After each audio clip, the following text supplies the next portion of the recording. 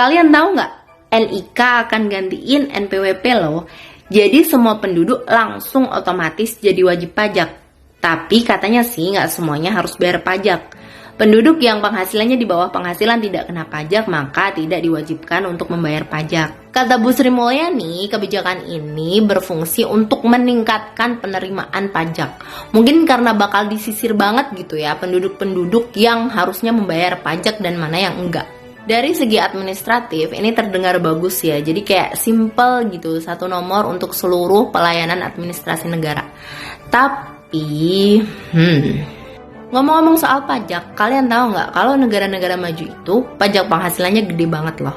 Bahkan pajak penghasilan maksimal bisa lebih dari 50%. Itu kayak yang terjadi di Swedia dan Jepang. Jadi emang gitu sih negara-negara dengan sistem ekonomi kapitalisme. Pendapatan tertinggi negaranya adalah dari pajak.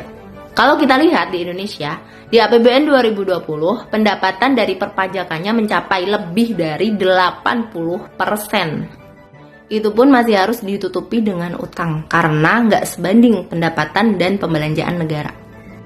Mungkin jadi a big why gitu ya, kenapa Indonesia, negeri zamrud khatulistiwa ini sulit untuk mendapatkan pendapatan negara. Menurut penuturan salah seorang pejabat Kementerian BUMN, memang tambang di Indonesia ini masih dikuasai swasta dan asing. Jadi kita cuma dapat remahan pajak aja nih dari perusahaan-perusahaan itu gitu. Sementara keuntungan terbesarnya ya dikuasai oleh para konglomerat-konglomerat itu.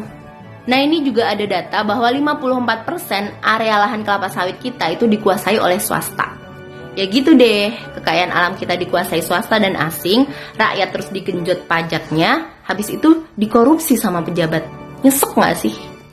Padahal kalau dalam Islam ada hadis yang bunyinya begini, Al-muslimuna syuraka'u fi thalathin, fil kala'i wal ma'i wan nari.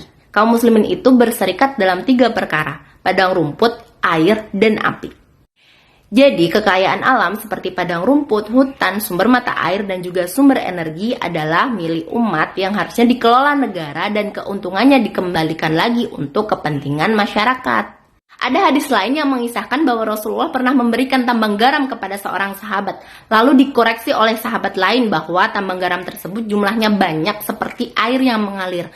Maka Rasulullah kemudian menarik lagi tambang garam tersebut. Jadi dalam Islam, tambang mineral yang jumlahnya banyak itu dikelola oleh negara untuk kepentingan rakyat, bukan dikuasai swasta apalagi asing. Luar biasa ya, Islam ngatur seluruh aspek